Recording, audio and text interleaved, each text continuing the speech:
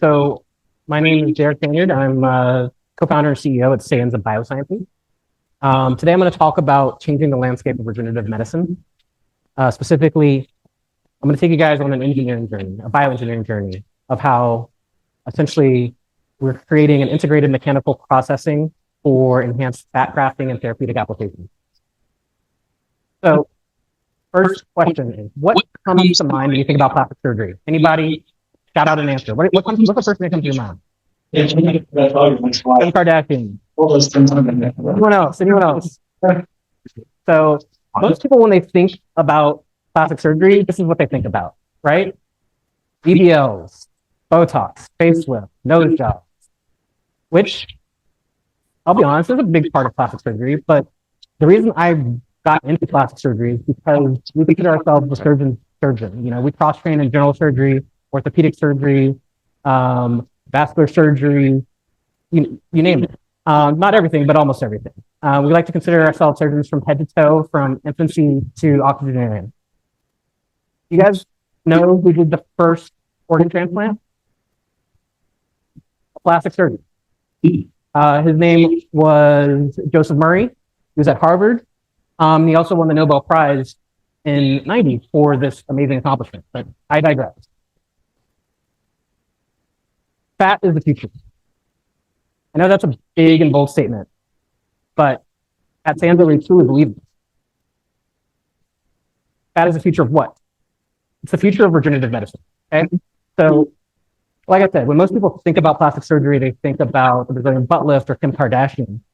And liposuction is the #1 procedure performed by plastic surgeons, and this is because they're using it for things like fillers and for rejuvenation type procedures. But did you guys know that adipose stem cells are currently being used to treat hair loss in the setting of alopecia, treatment of recalcitrant wounds like diabetic foot ulcers that aren't getting better, and more recently, they're being used to prevent the need for a knee replacement in the setting of severe knee arthritis. That's just to name a few. Fat and using fat is very challenging. So challenging that a lot of plastic surgeons don't even like to mess with fat because it's really messy.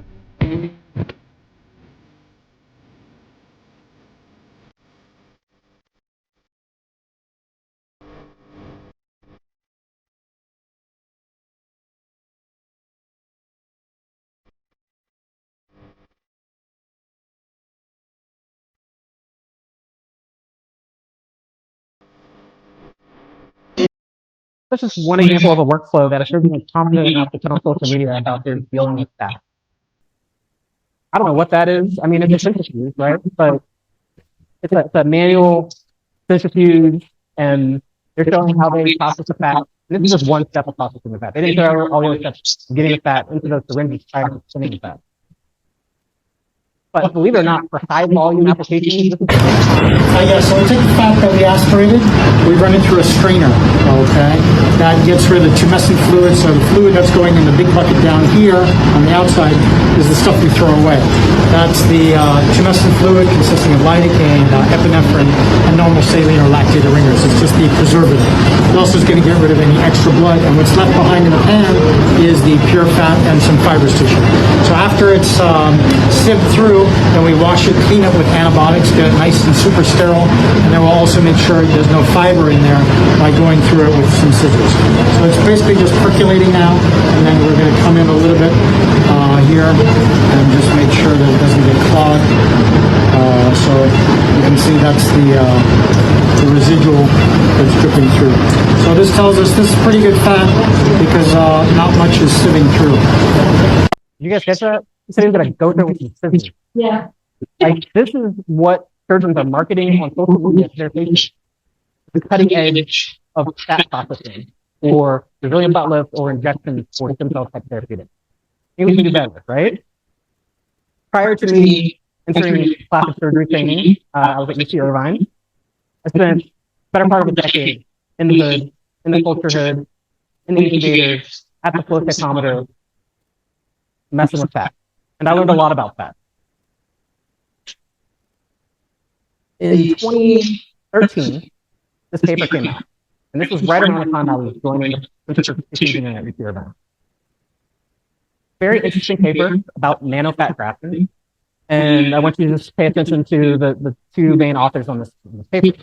What these guys did was they took fat, they mechanically emulsified it between two syringes with a syringe connector 30 times.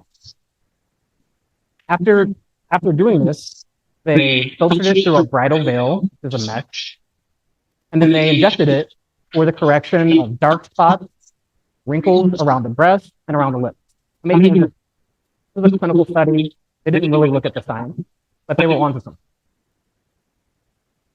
Fast forward to 2016, my lab at the Center for Tissue Engineering, and I'm just going to call out the senior author here, Dr. Widrow and Dr. Hahn, because I don't really mention them in this talk. They're very important and critical to this company. We decided to reverse engineer this nano-fat grafting process. And essentially what we did was we looked at the mechanical flow processes and determined the physiological stress that occurs when you're mechanically emulsifying fat. And so what we originally thought was fat going from a large diameter into a small diameter and back to a large diameter was doing work. Well, later work would show us that that actually wasn't too magic. But also what we found was that when you mechanically process the fat, you activate these stem cell populations, you enrich these populations. So endothelial progenitor cells are critical for vessel formation, blood vessel formation. Haploidized stem cells are analogous to mesenchymal stem cells. So when you think about bone marrow, those are mesenchymal stem cells. In 2011, something like that, at UCLA, they discovered that adipose stem cells are completely analogous to the same stem cells you find in bone marrow. And then parasites was another cell population. All of these cells that are listed here are related to tissue regeneration. We also look at a subpopulation of cells, which actually isn't here, so I'm not going to talk about it. But essentially we saw, well, I mentioned it here. So this multilineage stress enduring cells, used cells. There was a paper in Japan how long ago where they showed that when you subject a niche of cells, specifically stem cells, to extreme stress, like extreme stress, we're talking like whether it's heat, whether it's UV, whether it's physical stress, cells that survive, there aren't many of them, but those that survive have the greatest amount of pluripotency and ability to still tissue. So we're seeing all of these things that would point to us that stress is actually good when it comes to enriching stem cell populations that are impactful for tissue regeneration. So after I published this paper, I went to the ICAP meeting, which is the International Federation of Adipose Tissue Therapeutics for Science, which was in San Diego several years ago, and I met this guy, Patrick Banyard. He's the guy who's main first author on that. So we established a relationship. He's from Belgium. So this is Revolve, the market leader for large volume fat grafting applications. It requires turning of a hand frame, and you can only process limited volume. NanoFat is the original manual stem cell technique, which was recently innovated in the form of the LipoCube, a company that is actually right down the road in San Diego. Then finally, there's LipoGems, which is currently in a phase 3 IDE clinical trial for the treatment of knee arthritis. They've injected tens of thousands of knees, and this is where the magic happens. So as you can see here, there's this cylinder that the fat goes in with some saline, and wait for it, magic. The cocktail stays there with ball bearings. None of these methodologies prepare the fat prior to the actual mechanical processing. All of these techniques are manual, meaning they're inherently variable. And I've seen science that shows that these guys enrich themselves at a 2 or 3-fold increase that we actually found just by doing our own nanofat processing. So last year, we published our first paper where we proved to ourselves and everyone else that we could develop the components needed to create a fully automated system for nanofat processing, which is a stem cell therapeutic. That was our first challenge. The idea is you take kind of clean fat here, you send it through one chip that does emulsification and micronization, and another chip that does filtration and gives you an injectable therapeutic. So we designed these chips, we 3D printed them, and you can see they all have lure connectors, meaning they can be connected in series. The idea is you can throw a peristaltic pump in line with these things and you create automation for processing. What we discovered is that with our device, compared to standard nanofat processing, you get significant enrichment in CD34, which is a universal marker for stem cell activity. You get a significant increase in endothelial progenitor cells, which are critical for blood vessel formation, mesenchymal stem cells, mu cells, and DCP4, CD55 positive mesenchymal stem cells is a subpopulation that Stanford discovered was critical to the healing of diabetic foot. We also wanted to test this idea of mechanical transduction, which is the idea of squeezing cells. And so we already know that hematopoietic stem cells respond to blood vessel narrowing. We talked about ischemia or anoxia before. We know that hematopoietic stem cells are stimulated when they go through capillaries and there's atherosclerosis, meaning narrowing of the blood vessels, and the cells get squeezed as they go through. That turns on genes. You think the same thing is happening when you squeeze fat stem cells, and have more data that supports that. But essentially, we created this additional activation device to see how much activation we could actually, additional activation we could get for enrichment of these stem cells.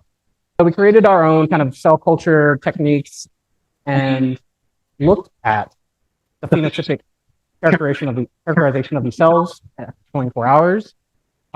We found that we got, so cell count and viability, no matter what happens when you mechanically process cells, we're going to destroy some tissues, some cells.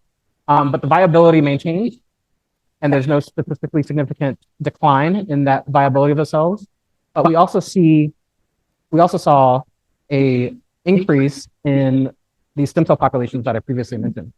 We looked at the genes. So we used specific assays that were particular to inflammation, angiogenesis, matrix remodeling, wound healing. We found that there were significant modulation of factors related to immune modulation, angiogenesis, and wound healing programs. Some of this is unpublished. That paper that I showed you has, I think, more of the flow cytometry data. This data has been submitted for publication.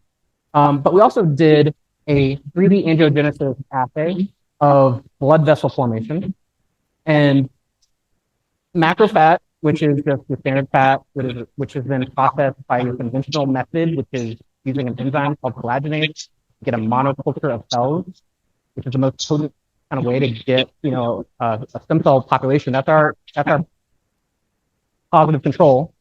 We compared it to standard nanofat processing, and then with our device. Nanofat, you saw a lot of disorganized blood vessel sprouting, but when you included cells from our device, you get more organized formation of blood vessels approaching that of our positive control. And it was statistically significant. Problem solved. We figured out the nanofat problem. We think. Not only did we figure it out, this should not be an equal sign. It actually should be a greater than sign, because we believe that our technology is more efficient and more robust at producing a stem cell therapeutic. Problem is, when you start with fat, it doesn't look all beautiful, gold, and rosy. So this was break bread.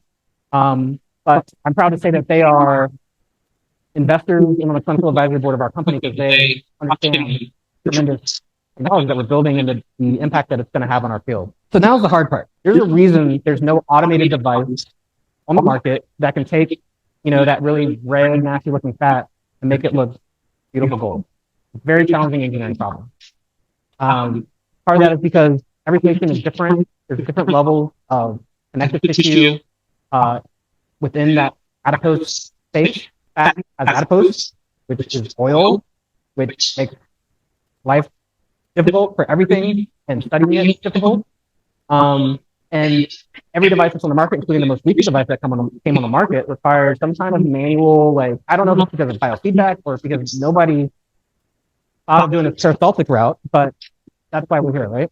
So we figured out the mechanical processing device, the filtration device, and now we got to figure out how to get this fat clean. And so we created what we're calling our preparation device. And the original idea was we're going to create this cylinder. It's got these internal baffles that help with the mixing of the fat. And we fabricated this via 3D printing, and we tested it. And so this is what it looks like. Initial tests were promising. We put the fat in, and you can insert saline and run the saline back and forth using a pump to get mixing, dynamic mixing, more or less, and then you get clean fat.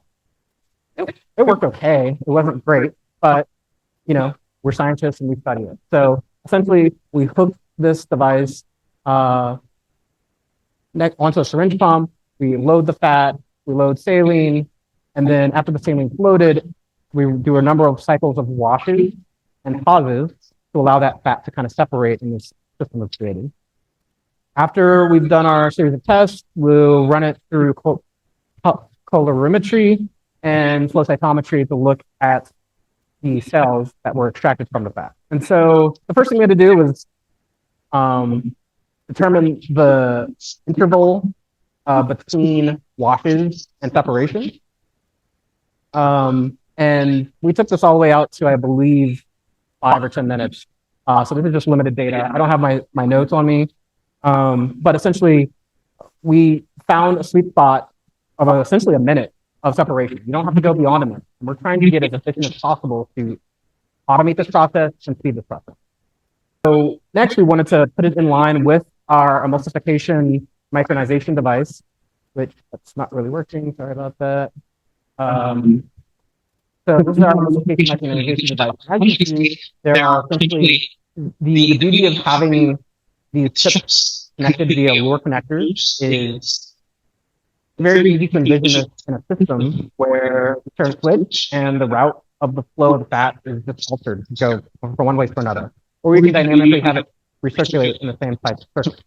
And so these experiments allowed us to watch the fat and then send it directly through our emulsification device, micronization device. And so we did the next set of experiments, and we're still getting great results. We're getting great viability, good cell counts, and we're seeing really nice return of our stem cell population. So early experiments were in this, this manual syringe pump, which we had to flip the syringe back and forth for a proof of concept. But then we also showed that we could do it in line with a peristaltic pump and still get good results. But we thought we could do better. And so one key learning was that having these baffles all the way down to the bottom of the cylinder was not the most efficient for achieving dynamic mixing. And also the goal of these baffles was to get counter-rotational mixing so that you really get a great just mixing of the saline, the blood, and the fat so that it can separate. Because that's what washing is, right? I had a medical school professor in medical school, my pathology professor. He would always say, dilution is the solution to pollution. I will never forget that. But essentially, this schematic shows what we're achieving with these baffles and how we expect this device to work. So the next thing we had to figure out is what is the flow rate of the saline to achieve that counter-rotational mixing and get good mixing, adequate mixing. And so, we tested it all the way from 0 mLs per second to probably more than this, but we settled for this experiment on 5.5 milliliters. And so, for example, you can see at 2 mLs per second, you get some mixing at the top, but not great.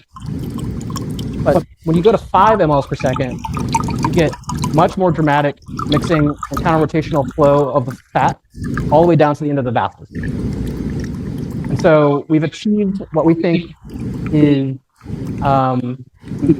optimized mixing under the conditions that we've set for ourselves. What we showed was that in terms of the absorbance, for watching fat, if you were to go into an operating room, when they use that like Williams-Sonoma strainer, and like a metal bowl and maybe some scissors. Here in the lab, typically what we do is we'll have like essentially an Erlenmeyer flask, we'll put the fat in, you add saline, swirl it around, you wait for 15 minutes, you remove the impregnatant, you do it again, you do it 3 times. So that's our control. And we showed that we could get quicker to an absorbance of our control fat washing process with the 5 mLs per second washing process. So as I said, we had to optimize every step to kind of get to what we think is our final algorithm of how this device might work. So we looked at different wait times, in between cycles, 15 seconds, 30 seconds, etc. Again, we validated that more isn't always better. So we're just trying to find that maximal endpoint of efficiency. And then the other question is volume. How much saline do you need to wash the fat with to get clean fat? You have to add, a liter of saline per 100 ml of fat, like that makes the system untenable. And so, we did experiments at different volumes to see where you're going to get that kind of sweet spot of minimum amount of saline needed to wash the fat and the cleanest looking fat. And then finally, we put everything together to, once we've optimized our parameters. And again, I'm sorry, I don't have my notes. I don't have exactly which parameters we optimized on. I think it was like a minute between washes, a 15-second actual wash time, and I think we got to a point of like 250 cc's of wash per 100 cc's of fat to maximally wash the fat, which we have more data that we can reduce that, but that's for another talk, another day. But after all this, in a closed system, we found that we got great cell counts compared to control, great viability, and excellent return of enrichment of stem cells in a fully automated system. So I think we're just about there. We don't have our device yet. We are in the prototyping stage of our cartridge. So we have a working benchtop prototype. Now we are working with a firm to put that working benchtop prototype into a disposable cartridge, and put that disposable cartridge in a platform. So you have a single-use disposable cartridge for fully automated fat processing and a platform that is reusable, and currently raising money to get there. So this isn't my pitch. This is a scientific talk. I've built a great team of my COO. On the right is Mark. He comes from he has a medical device background in terms of operations, contract manufacturing, logistics, etc. And then my CFO is Floyd, who comes from Intra, which is a large aesthetics company, and he helped launch a competitor in our space. So we have deep domain expertise. And if you want to hear the pitch, I'm not pitching today, you have to go to another event, but if you want to hear our pitch, get a QR code. Happy to set a virtual meeting with you, teach you our pitch, learn more about what we're building. Happy to share our publications with you. But this is the first generation of what we're building, and we're going to change the world of regenerative medicine. The question I have is, would you consider your device to be, or the cells of the final product, whether FDA or should it be people in terms of the process? That's a great question.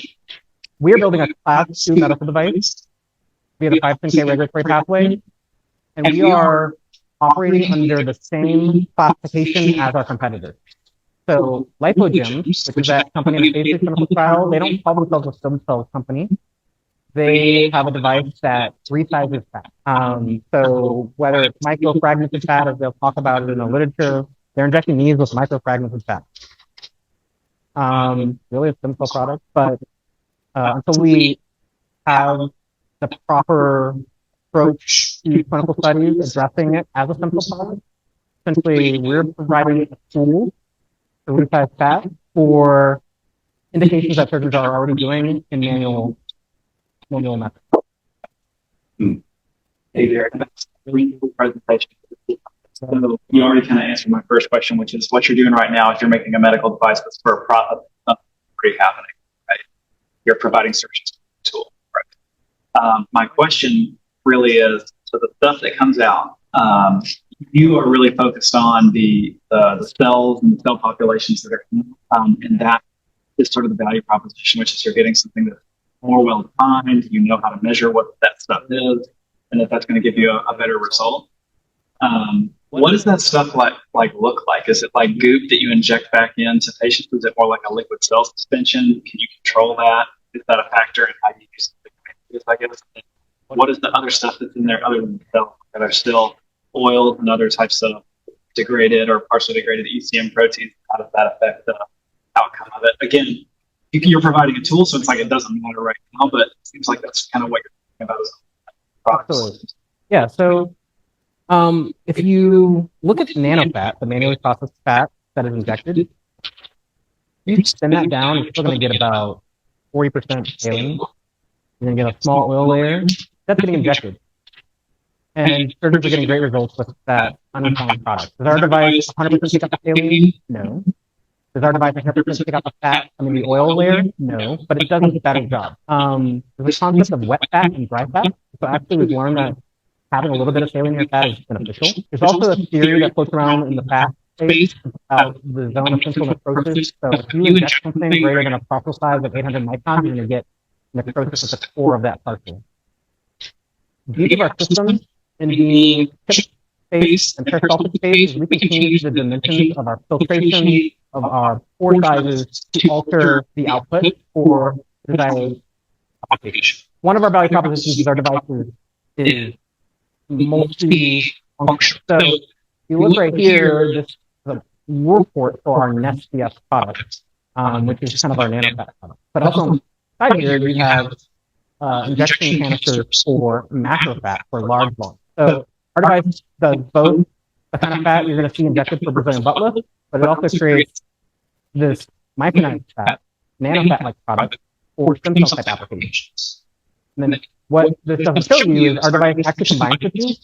So it layers the macro fat with the nanofat, so that when you're injecting it, you're getting a concept that we call cell-assisted lipotransfer. Several have shown that if you take stem cells out of fat and add it back to fat, and when you inject it, you're going to get a much healthier fat. From a business standpoint, I'm curious. These disposable cartridges, from what I understand, are they being 3D printed, or and also what is the cost for production for each one, especially since they're renewable or reusable? That's super cool. So that's all I have. Thank you.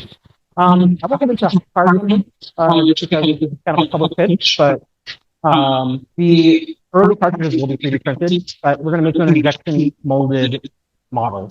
That's, we have specifically designed this cartridge to be plastic, medical grade plastic that can be injection molded, which obviously is going to be nanocost. I can say that our margins are very, very good. And the average fat processing device that you saw in that video, those like 4 boxes, all of those devices cost anywhere in the range from $400 to $1,000. Ours will be in that range, and our margins are considerable. Thank you.